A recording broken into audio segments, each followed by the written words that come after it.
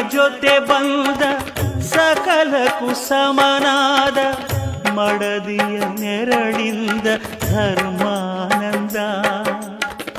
ಹೃದಯದ ನೋವನ್ನು ಪ್ರೀತಿಯ ಸುಧೆ ಮಾಡಿ ನಾಲ್ವರ ನಗಿಸುವುದೇ ಮನುಜಾನಂದ.